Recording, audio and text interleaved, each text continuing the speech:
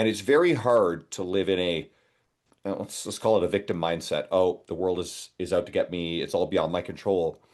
When you do things that generate proof, and then now it can shatter that victim mindset because I think a lot of people, and I don't suspect the type of people listening to this podcast are caught in this trap, but we all know the people who are. They will avoid any effort or action that will shatter the Yes. illusion that they have about the world, Yeah. which is that the world is unfair.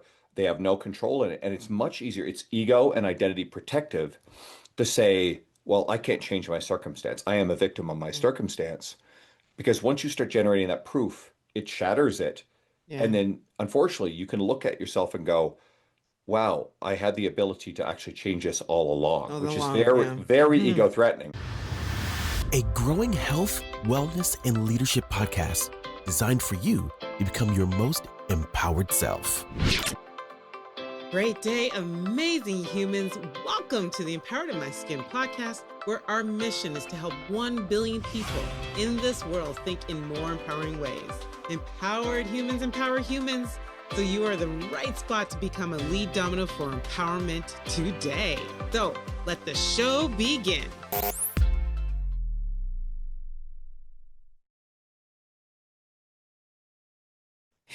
Great day, amazing humans. And yes, welcome to another episode of Empowered in My Skin, the podcast. And we have a very interesting and amazing guest. I know for all you YouTubers, you're looking at him.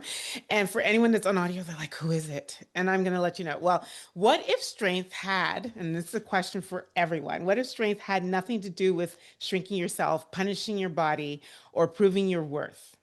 What if it was about trust, longevity, and owning your power without apology? And so Mm. today's guest is here to challenge everything that you think you know about fitness and self-discipline. And no one better to do this than the amazing, the incomparable. Give him a big, gigantic podcast. Welcome to Andrew Coates. Yeah. Most podcast intros aren't that enthusiastic. So it's Oh, a well. pleasure. It's a pleasure to see you. And the last time we saw each other, we were on a panel together at Canfor Pro Global in Toronto last And this is summer. right. So And you became yeah. my ginger friend ever since. Yes.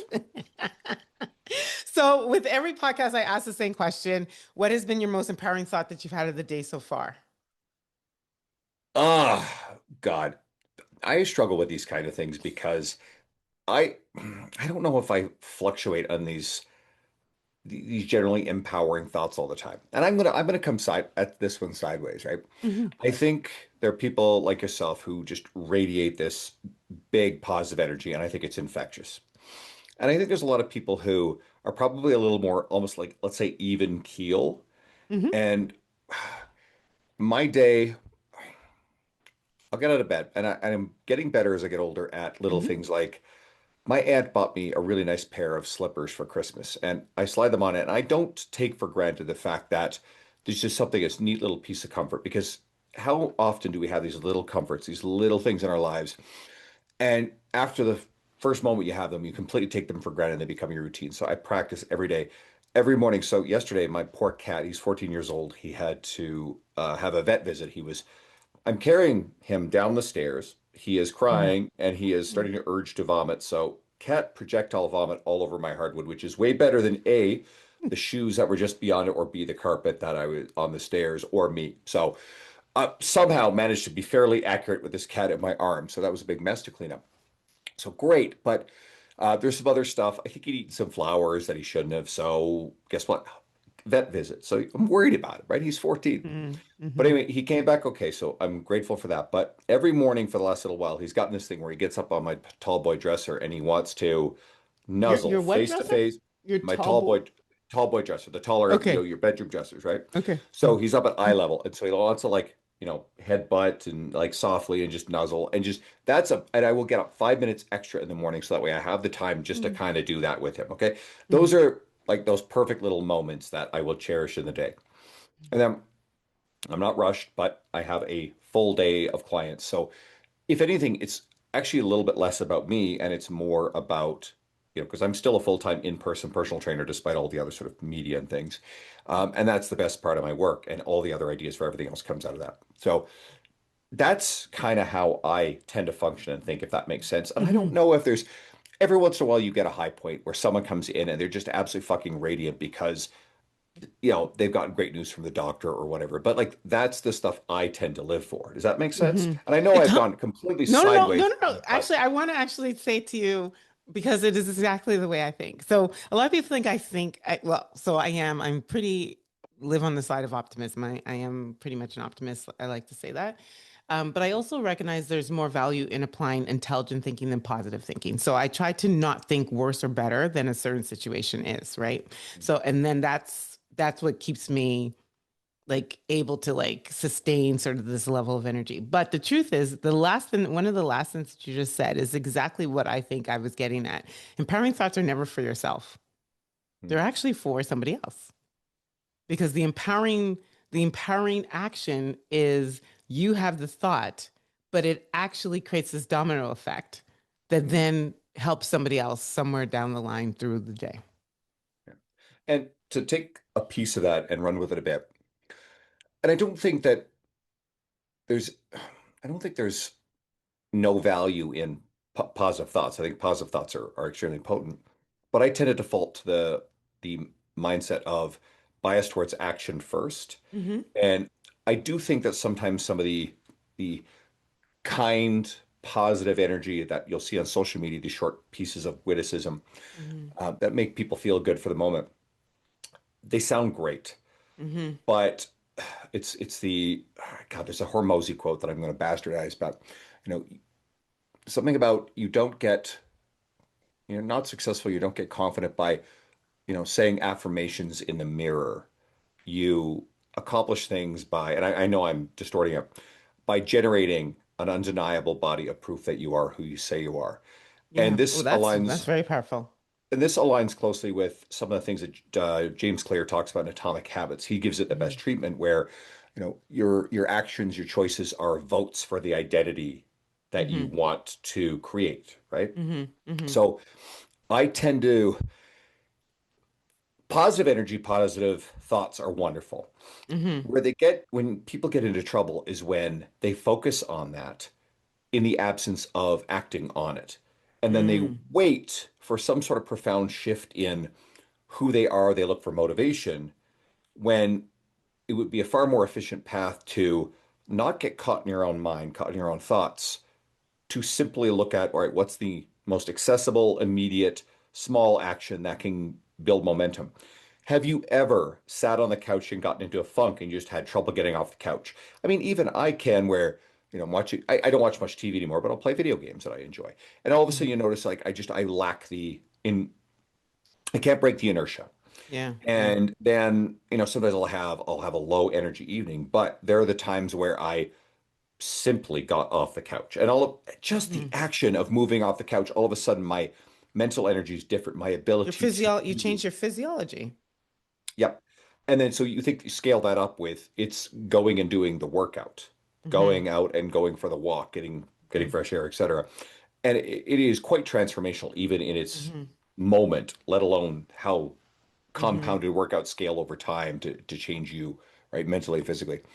And so if someone can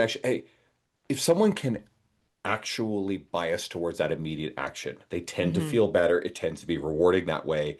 And then you're also generating that proof that, wait a second, I'm perfectly capable of doing this. And Mm-hmm. then if you string a little bit of it together, well, you see physical change, you see mental change. Mm-hmm. And it's very hard to live in let's call it a victim mindset. Oh, the world is out to get me. It's all beyond my control. When you do things that generate proof, and then now it can shatter that victim mindset because I think a lot of people, and I don't suspect the type of people listening to this podcast are caught in this trap, but we all know the people who are.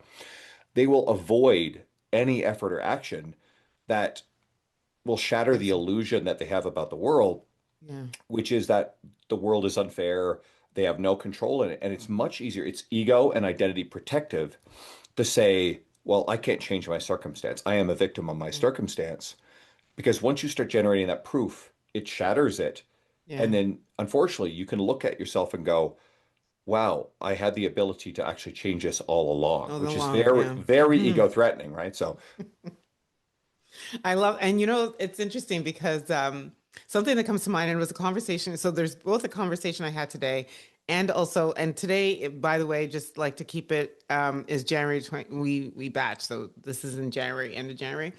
And something I actually watched on the Diary of a CEO on their Instagram. So there was a gentleman, and he looks like to be a monk. I have not listened to Mm, the episode, and he talks about how effectively I'm going to bastardize this, but he was just really talking about how our mind works. So either you completely focus on something and it's like there's a pendulum and it's going to swing, you're going to attract what it is, or you're trying to ignore it. And at some point or other, it's going to come back to you as well. He says mm, the key is to don't touch the water.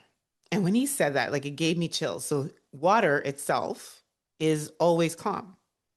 It mm, is external forces that create the ripples that mm, disturb the water. So he says the key to going to any goal is to not touch the water. He says when you're on that path to goal, don't like something relative to the goal and don't dislike something relative to the goal. Just stay on the okay. path to get to the goal. Don't touch the water. And it just like it took me a while. Like at first I heard it, I had to listen to it a couple of times and then actually sit with it. But it's to me it's like when you were speaking and I was thinking about like there's many times I'm on the couch and I actually find it hard to get up. Mm, And I realize in those moments is because I touched something that is contrary to the goal that I had. mm, And it left me, it made me, it got me stuck or got me sort of like not in the inertia of the mm, things that it do that get me, that propel me, you know? And the other thing that came to mind too, that people often ask, like, how do you get up every single morning and go to the gym and all this? Trust me, Andrew, you probably get this. And we're going to talk a lot about fitness and wellness today, but I don't do it because I feel like it all the time. I really just try to use like Brené Brown's like the 10 minutes I do is better than the 60 I don't. mm, And I try to keep the feeling of what I know it feels like when I'm done at the forefront of my brain, right? Yeah. mm. I'll extend that a little bit. One of the most powerful tools I find for me to keep me on the path when it comes to fitness stuff, and I find it in particular with nutrition, is keep a very visceral idea of what it feels like after I do something or don't do something. So, Mm-hmm. nutrition. My favorite example of this for years and many, many years ago, if I'm in some sort of mall, there's always mall food court Chinese food. It looks great. It looks great. And hopefully, people like me eventually learn the lesson that it's terrible. It is disappointing. And then once you've eaten it, first of all, you usually feel pretty, You've spent the money, you've wasted the calories on this stuff. Okay. And after a while, it became a visceral example to where I proactively would say, well, I'm not going to go near this stuff because for whatever reason, I had this temptation. And no part of it was positively rewarding. It's not like I Mm-hmm. like Dairy Queen Blizzards and I have one every Saturday after a lower body training day. And as long as I look forward to that in my week, it actually makes it very easy for me to say no to these other impulsive temptations because, well, it's delayed gratification. But I'm like, hey, this treat is actually worth it. It fits into my calorie needs. I don't feel awful after I eat it, so I'm fine. We've all, and I don't know, maybe people are sitting there going, I've never done this, but we've all eaten the entire family bag of potato chips before. You've all done it. Come on. Now, what are the first, the first chip is magic. The first 10, 15 are just absolutely magic. You get through halfway through the bag and you suddenly it's kind of mindless because what do we usually do? We're not sitting there Mm-hmm. just focusing on it. We're watching television. There's probably some trigger of behavior that's routine that all of a sudden like the chips are in your hands and you didn't even like where'd these come from, right? It's so this automaticity to it.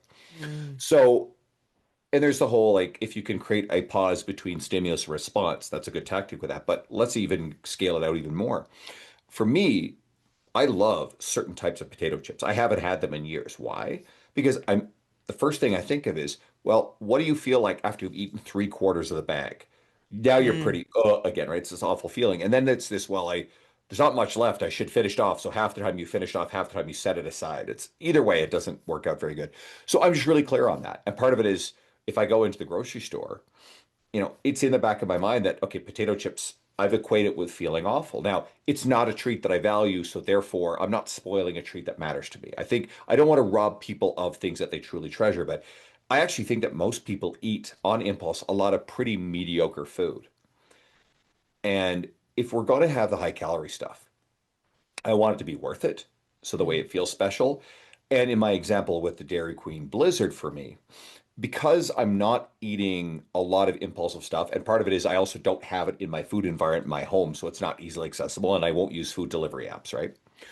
But because I'm in on track with my nutrition, it meets my calorie goals, it meets my fueling goals, then I can enjoy that blizzard guilt-free, mm, shame-free. And now what do I think most people end up doing?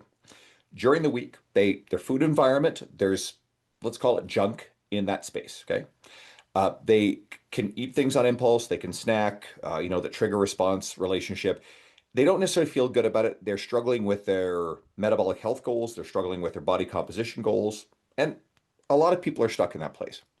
So now what happens when something that you truly treasure, maybe it's kid's birthday, maybe it's a special event, dinner, and there are things that we all really love. We would love to be able to enjoy. But we've probably had too much of the stuff that's, I think, is fairly mediocre, not nourishing, high calorie. We're generally over on our calorie goals for the entire week. So then when it comes around to a thing that's meaningful, what ends up happening? When we have it, we feel shame. mm, And if we feel shame, we've now tainted something that's actually like worth it and we physically enjoy, we should enjoy.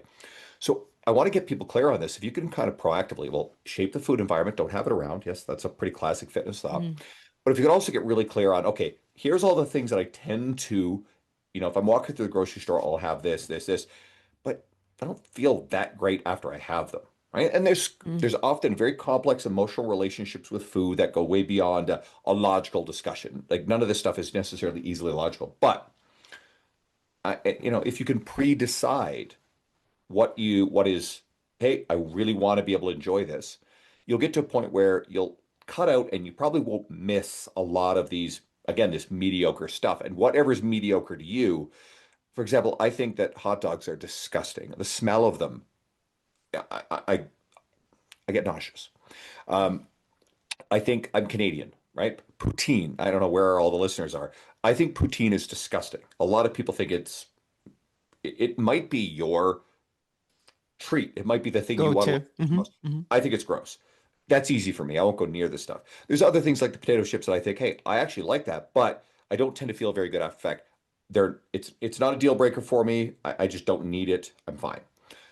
The blizzard is the thing. It's a symbol for me that, hey, I get to enjoy something here, have a reasonable boundary, and I can enjoy it shame-free. Mm. So just I mean, I just want to go to nutrition because I Mm, fundamentally didn't plan to go there this, yeah. But it is something that is like, I think it's getting worse, not better. mm, I think even sort of the intelligence that you just shared actually made me stand up a bit because even myself, who mm, I figure you just gave me some tips in terms of ways that I can sort of like adjust some of my eating. I love the whole willpower, like just have willpower once, so leave it at the store. Don't bring it home with mm, you because then you have to fight willpower a number of times. So people sometimes don't really think about that. But I want to go down the thing about like the foods that people commonly just pick up really, really easily. mm, Um, and what do you think people are still getting wrong about nutrition in this day and age? Because I think people are making food less at home. mm. I think, and now food is so expensive, so people are cutting corners. You know, Mm. Oh God, I mean, nutrition is so complex.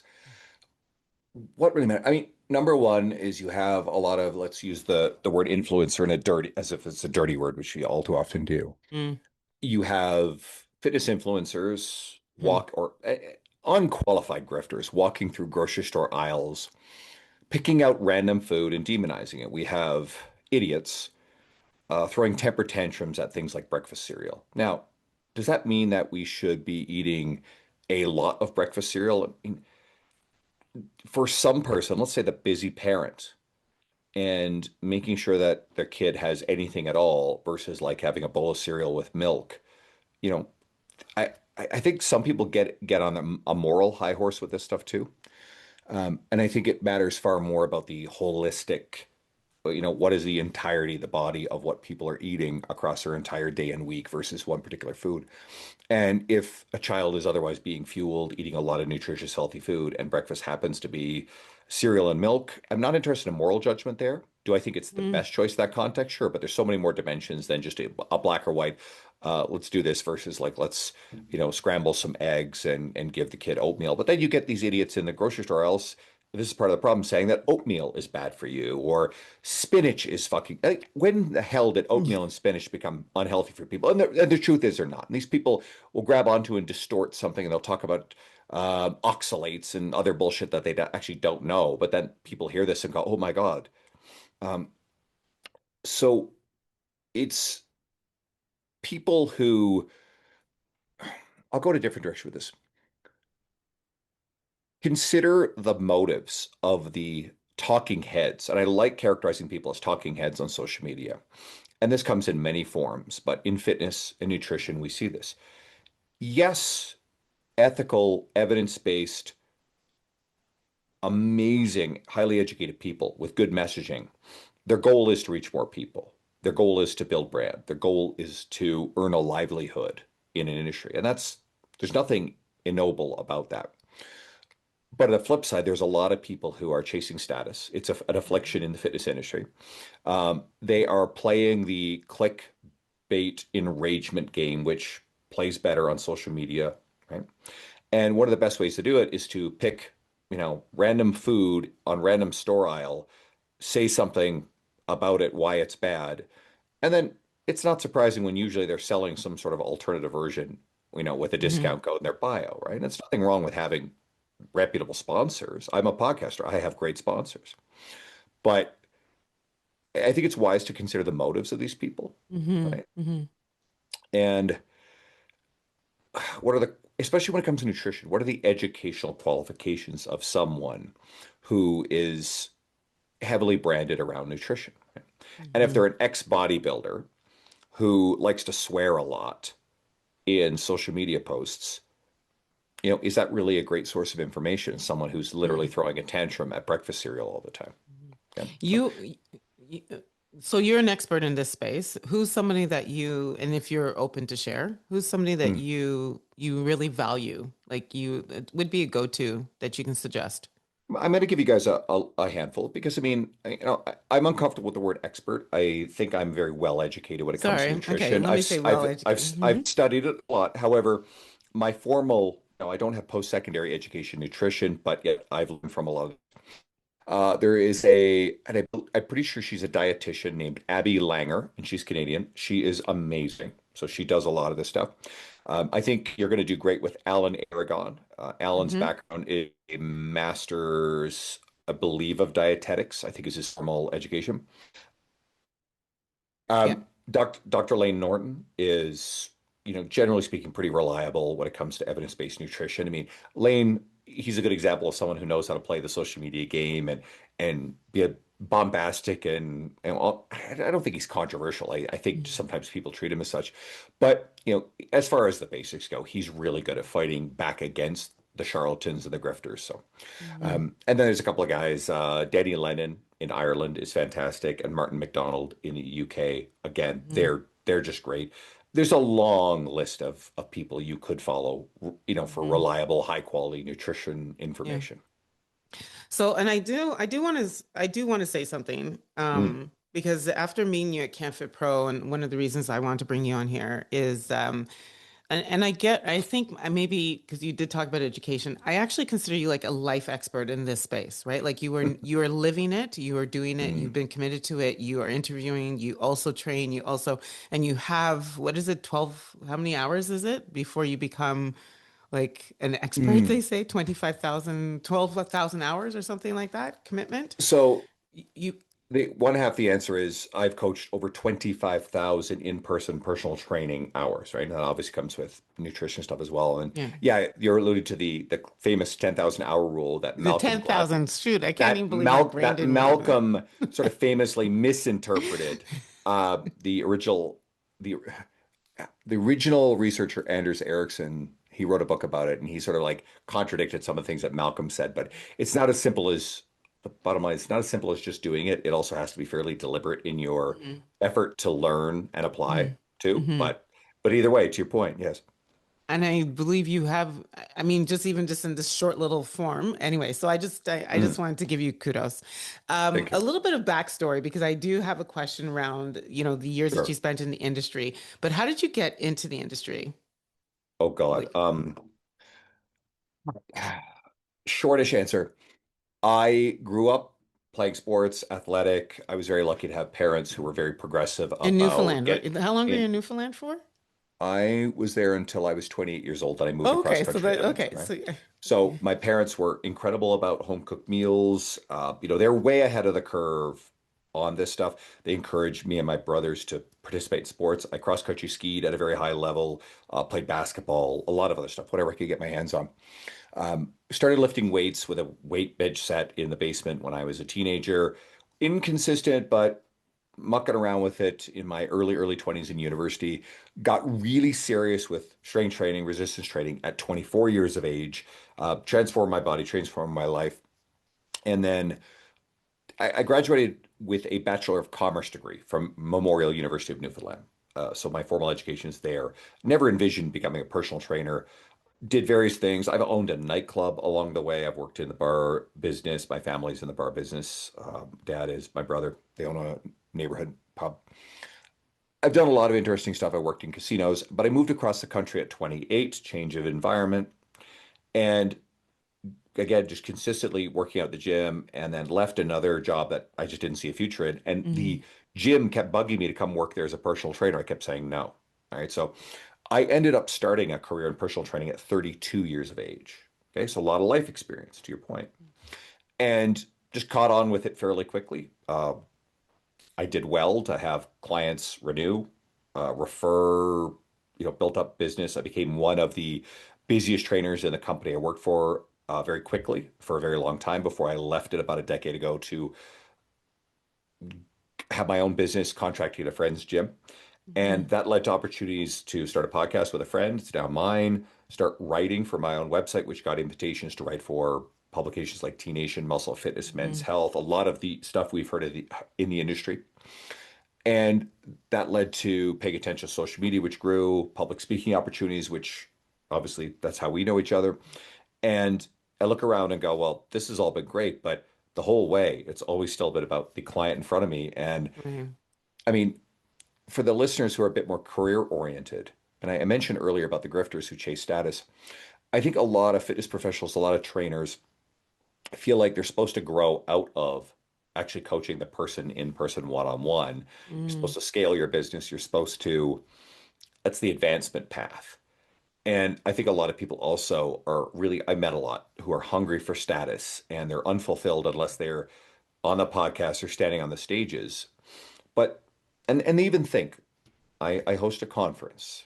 I have a podcast and I get a lot of DMs. I got an email today. Some guy is like, "Hey, I got a really great story. I'd love to be a guest on your podcast."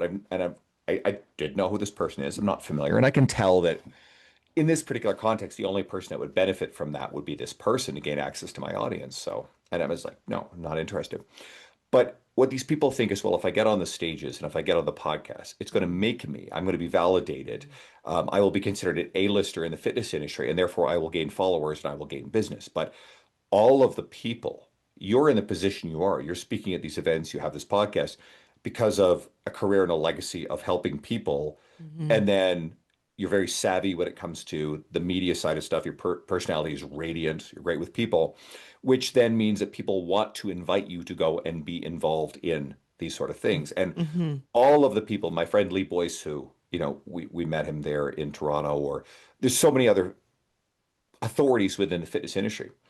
They get these invitations because they've been successful in their businesses for years, and they've been Mm-hmm. successful because they've taken great care of the client in front of them, and Mm-hmm. they've not been chasing status, and yet they've earned status because it's still a human thing that we desire and crave. It's just I just do not believe it's a good guiding star.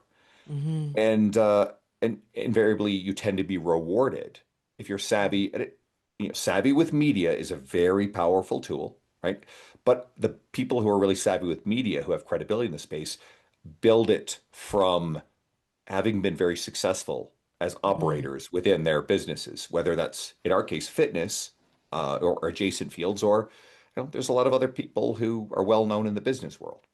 Yeah. You know, I love that you say that because one of the questions I get so often is people reach out and they're like, "Hey, can you tell me how you became like a public speaker? Like, how did you?" And I was like, I never, and I love that, and I hope everyone that's listening to this, because there's also a lot of career folks on here, is like your path was never linear. I think the question I might have for you is like, now when you sit back and reflect, do you actually see the true line? Because sometimes there's a true line that no matter what you did, it was always about helping people or something like that. But yeah, a lot of people will ask me, and I said, I never set out to be a public speaker.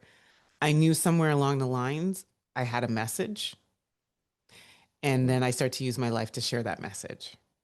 And then as a result of that, people started to ask me to come and speak about the message. But that's kind of And I go on. Mhm. and I love something you said there, the message. What you didn't say was your story. Now, I'm going to have some fun here because you will hear all the time people tell you, or whenever someone is asking to come on the podcast to speak at the event, they're saying, "I've got a really great story." Now, this is a quote from my editor at Men's Health. This is going to sound harsh. Nobody cares about your story. Doesn't mean it doesn't matter, but in context, if you're looking for these opportunities, nobody cares about your story. Think about what are the most read biographies? Who are some of the people whose biographies are the most popular in history? Go ahead, throw me a few. Nelson Mandela, He's one of them. Absolutely. Who else? Gandhi. Another one. Who else? Sorry, I'm gonna give you all the ones that I like have read, like Rosa But Parks. I'm gonna read Martin Luther King. I'm gonna think about Thurgood Marshall, um, JFK, yeah, Marilyn Monroe. Hers was phenomenal. right. And Um, and two of yeah. the big and these are all absolutely on that list. Mhm. And two of the other big ones are Winston Churchill and Abraham Yes. Lincoln, right? Hmm. Hmm. Now let's add Arnold Schwarzenegger, Obama, right? Why? Because they are famous and successful, obviously in different contexts, right? They are a lot of the people you just said are some of the most influential, important people in the entire world, whether it's directly political, human rights. And in Arnold's case, he's one of the most famous people in the world because he was first and foremost the most successful, arguably the most prominent, successful bodybuilder of all time. He was a big Hmm. part of making fitness mainstream. We're here in part because of Arnold. And then he went on to becoming one of the most bankable, visible movie stars of all time, and then The turned around and governor. became the governor of California, and so on and so forth. He's still very visible and relevant today, Mhm. very charismatic. So here's the point. People are interested in their stories because they're successful and famous. It doesn't work in reverse. You have to, and a lot of these people, Gandhi, Nelson Mandela, Martin Luther King, you know, they're of service to people. And yes, there's Mhm. certainly a lot of narrative around them, and that they ultimately did change the world in a very big way. But they didn't start out seeking status as much as Mm-mm. they were of service to want to change lives, change Mhm. circumstance. They And we're believed in a reading, cause. I think they actually believed in a cause that was bigger than them. ultimately, yes. And so, and because of their impact, people are interested in their story Mhm. retroactively, but it doesn't work in reverse. So for everybody who is leading with, well, I got a really great story. And again, it comes down to initially, nobody really cares yet. But if you focus your effort on impact and being of service and changing lives in whatever context that is, and that is a slow build because the person who wants to get on other people's platforms with their Mhm. story is trying to skip a lot of steps. Now, it's also not fair to gatekeep the process. I mean, I think if you're brilliant with media, if you develop relationships, sometimes you'll get opportunities that you may not feel ready for. And usually most of the Mm-hmm. people who in our world have had that experience. Mm-hmm. Part of the key is to say yes before you feel you're ready and to aggressively work on the skills necessary. Mm-hmm. I Mm-hmm. almost turned down. I tried to turn down my first invite to publicly speak, but my friend was insistent. So I dove in to make sure that I was going to be over prepared. It went well. That turned to other invitations and things exploded. Great, awesome.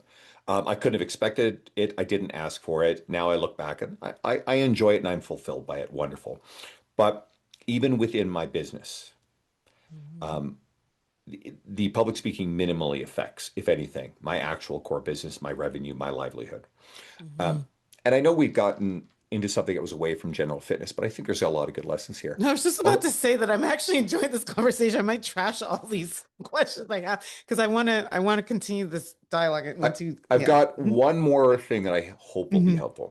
And this Mm-hmm. will speak directly to personal trainers, but I think it's good for anybody career-wise. Mm-hmm. Um, Speaking at events, like I love speaking at the Canfor Pro Conference and all the other things I've gotten to do. But because I don't in any way meaningfully have something that I sell to other fitness professionals, then I don't directly get business. Certainly not an efficient path. Now, locally, yes, if some people are really searching and looking for a high profile, reputable personal trainer, they see someone is educating on an international stage. That can be something they go, oh, I pick him over the trainer at the commercial gym. Okay, fair. Okay. But it's not a very efficient way to go about that. But what I tell trainers is don't seek these kind of stages. It doesn't pay Mm-hmm. meaningfully, right? It's, if anything, it kind of takes you away from your business. I love being at them, so that's not a concern. Mm-hmm. But it won't put you in front of the people who will hire you, right? And so Mm-hmm. when I know that people are seeking this, I know that they crave status. So got to check that urge. Where to go with this is learn public speaking skills, but go Mm-hmm. locally, volunteer, do corporate wellness speaking. Mm-hmm. Get in front of the local businesses, expand your network there, get involved in your local chamber of commerce. If you're Mm-hmm. struggling with public speaking, go do Toastmasters, work on the skill. And then what ends up happening is as people see, and you could also, if you go do it, then you can have it filmed, document it, share it on your media. There's generating evidence that you're doing it, or more people will know that you have the skill. They'll want to involve you. Hey, would you be willing to come in front of my workplace? Look at your clients. Where do they work? Volunteer to go in and like talk for an hour, do a lunch and learn.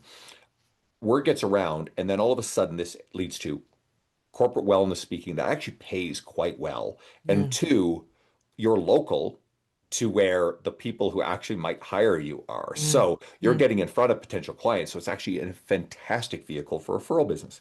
Mm-hmm. And that compounds. And funny enough, as you document that stuff and gain the experience, it's the exact sort of thing that potentially could lead to these other bigger stages. It's Mm-hmm. just Mm-hmm. check the motivations because all too often, and I've been at events where I've seen the overwhelming majority of people at these events are amazing, good energy. They're there to soak it up, to learn. I was that person for a long time and I still do it. Mm-hmm. But I've been at events where someone is there and they're resentful and Mm-hmm. upset because they're not on the stage and that no one is treating them like the A-lister that they crave being. And it's sad to watch. It's rare, but I've seen this Mm-hmm. and it's very off-putting. Mm-hmm. Oh my gosh. So this has probably turned into more thought leadership than anything, but so I'm there's two avenues to I want to double click on. So one is around storytelling because Mm. I like what you have opened up in terms of my thinking around because I actually like I will not go and tell somebody I have I like, pick me I have a story to tell. I Mm. typically say I know I have a message and my message has been has actually just transcended so I attract stuff. I'm going to hijack for a sec.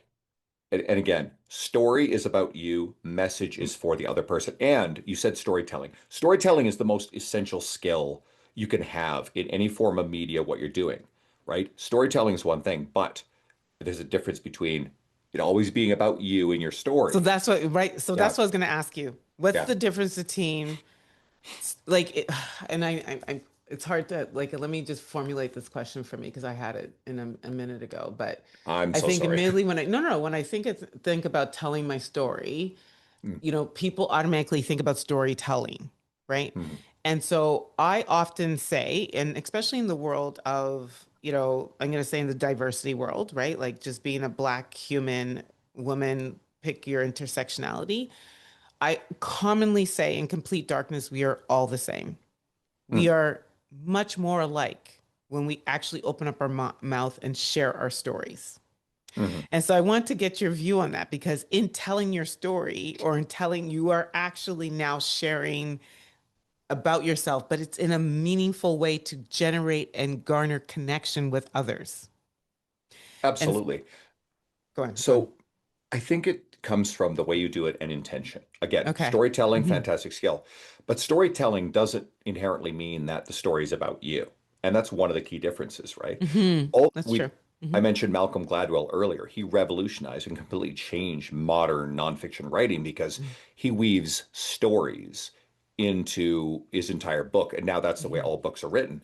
Hmm. But very seldom are his or these other popular book stories about the author. Sometimes they are, but usually they actually highlight other people. In fact, if you go read Ryan Holiday's work, Ryan Holiday will tell stories about other people. There's actually fairly Hmm. little about who Ryan is and his story. Does that make sense? Hmm. Because No, I again, he's understand that. Hmm. it's about illustrating, well, what is the lesson? So is it really about you or Hmm. the lesson? Does when the story is about you to aggrandize you, then that's where you've gone wrong. If a story is about you, but there's a lesson and messaging that benefits everybody, great. But guess what? When you have someone who all they're ever telling is stories about It's a story about them. themselves, Right. then Right. at some level or other, it's Yeah. it's just self-aggrandizing. Does that make Yeah. You sense? you help me. It's when you said it's the intention. Mhm. That's the piece there. Right. Yeah. Yeah. So it's the intention.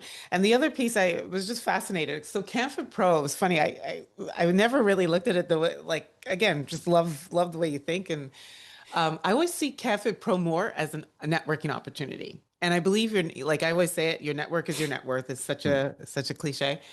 And it's never for that moment. And so I was gonna ask you. If you reflect back to the time you've been at CamFit Pro, you may not have gone a client direct from the experience, but Mm.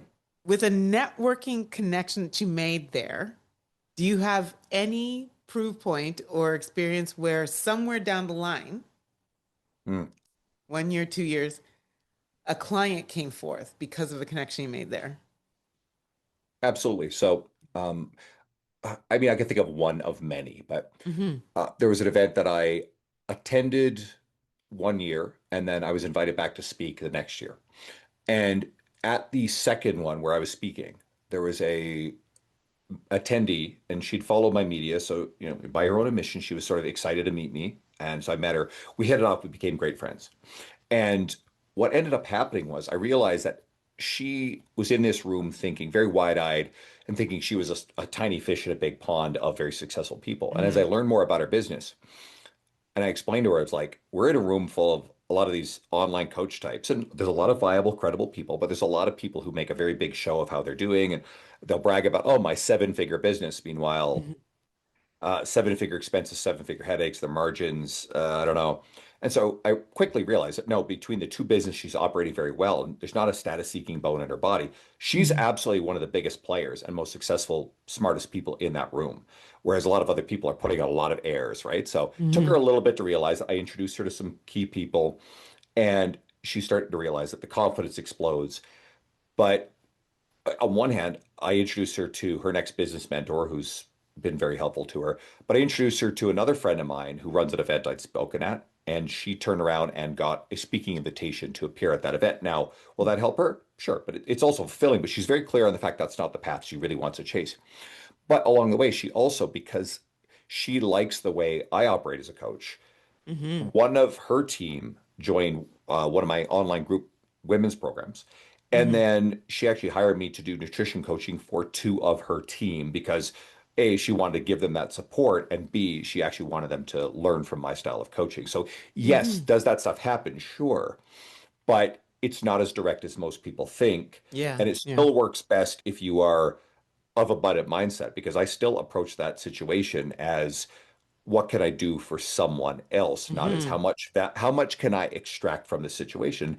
one of the easiest ways to do that is if you have your own house so in order that the opportunities are a byproduct of having your house sustainably in order, you're never in a desperate place where you have to aggressively try to squeeze as much out of a relationship as possible because people Hmm. sense that you're transactional very quickly. You speak openly. You just said the word sustainability. And what do you mean specifically, or can you, and I know this is really like we have gone, and by the Sure. way, I want to, because I do want to wind down this episode. How Sure. much more time do I have of you? You have 6 minutes with me, so I can answer your question here. Question really, okay. Sustainably. So again, if you watch a lot of the business mentors in the fitness industry, and you'll notice all of a Hmm. sudden, oh, I'm shutting this business down. I'm like completely doing this new thing, whatever. And it's like, what's going on here? And then there's a lot of, again, I feel like the online coaching world is a bit of a bubble that was overblown in COVID. It's not going away, but Hmm. um, I think many of the online coaches in the fitness industry aren't doing as well as they're letting on, and they all think they're the only one who's struggling. And I talk to There's them. many that are not great. Yeah, A I lot hear of them you. are struggling, right? Um, and then AI is going to disrupt that whole thing, but I don't want to go down that rabbit hole for time. Um, but what I've seen in the industry is there are people who have sustainably and reliably built a great one-to-one training business in person, one-to-one training business online. They've built a sustainable platform that stands out in the industry Hmm. that is still of great service. They've done well with brand. They're still they've great with the relationships to where they have their own house in order. And that can take a lot of different forms. It's just the Hmm. problem is I think a lot of people do not have their house in order. Hmm. And then if you have your house in order, it's very easy to say yes to thoughtful opportunities that are fulfilling instead of chasing them because you feel like you need these opportunities to drive your business success.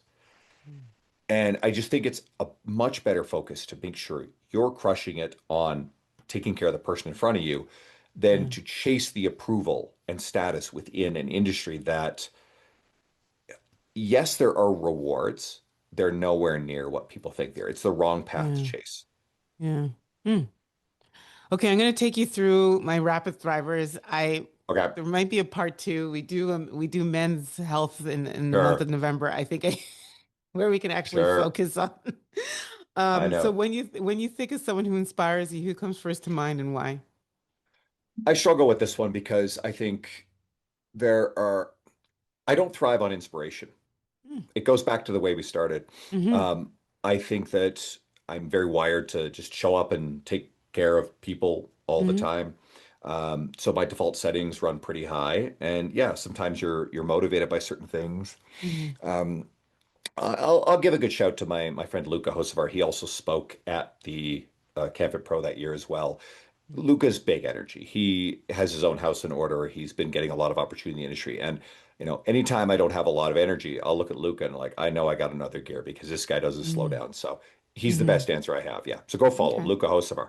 Yeah. Okay. Thank you. Daily activity that helps you with your thrive.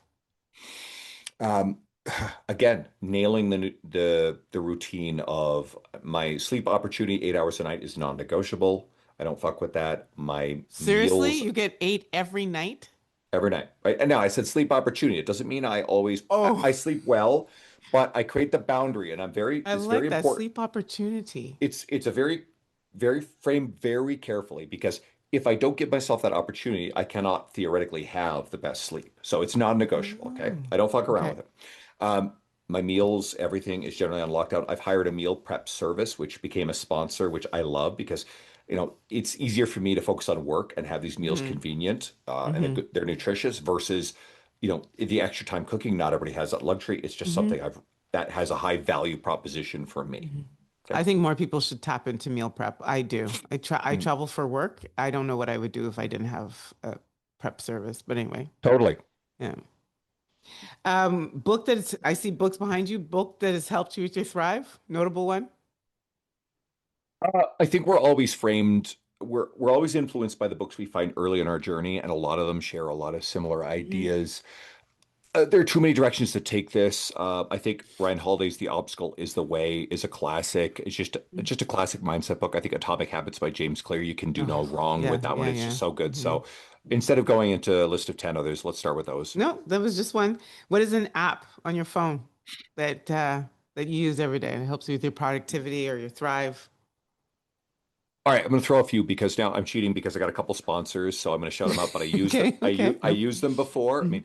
I mean, RP Strength is one of my sponsors. So their RP Hypertrophy app is what I Mm, use for my training. I know the mm, team. I love them. Macros First is my preferred tracking app. I know Jacob, the owner, as well. He's incredible. I've used it for tracking before it became a sponsor for me. And I mean, shit, I like Audible. I like mhm, audiobooks, and mhm. that's when I'm driving and the less cooking that I do, but the cooking or something else that's sort of automated but doesn't require all my focus. It's a way that I accelerate my learning and Sorry. Yeah, and information consumption. yeah. And last but not least, what is one misconception that people have of you? Um, I've heard a lot that I am intimidating and serious, and Sorry. I get again the people that get the opportunity to kind of get to know me a little bit. Hmm. They tend to see through that one, right? So, I Hmm. mean, it's contextual, you know. If Am I someone allowed fucks to her, tell a story? I don't think we have time. But okay, Okay. tell you what, okay, tell your story, then I gotta go. Tell your story, then I One gotta go. second, 1 second. Yeah. So, my opening question to y'all at the panel, because remember I was standing, you were sitting Mm. right beside me. I asked the question, and my intention was that this would be my way to introduce everybody. And and the question came to you, and you're like, I think we've done this one enough. Like, can we move? You pretty much said, can we move on to the next one? Miss, I don't know how to moderate a panel. I was like, whoa, who the heck is this guy? I was so intimidated for a second. I I that's gonna sound terrible in context. So obviously, and I don't quite remember it, but I I have a funny thing with panels, and I tend to bias. So it goes back to everything we were talking about. I tend to read the audience very Yes, carefully, yes, and so I always try to steer it so that way it's like got them engaged. yes. And you were wonderful, by the way. I had a moderator another time that he tried to do, oh God, 60, 70% of the talking, and he was actually not doing anything to draw out the other panel members, in particular the women on the panel, and I was starting to get really fucking pissed off with this guy. So I may have a bug up my ass about maybe That's should panels okay. be I longer. got over You it were real great. quick and we You became were friends. great. Look at that. Yeah. So So I'm thank out you of so time. much, Andrew. Thank you. Yeah, I I appreciate appreciate you. you. And this is to sadly, this is where I have to say we're out. Bye-bye. Bye bye. Okay. There you have it. I trust that you're feeling more empowered in your skin. And as the late Dr. Mangelo says, when you get, you give, when you learn, you teach. So it would mean so much for us at EIMS if you share this episode and tag us or teach an insight that you learned from today's episode on your socials and tag us. And remember to go over onto iTunes and leave us a review or follow us on socials at Empowered in My Skin. But most importantly, don't forget to subscribe so you never miss an episode.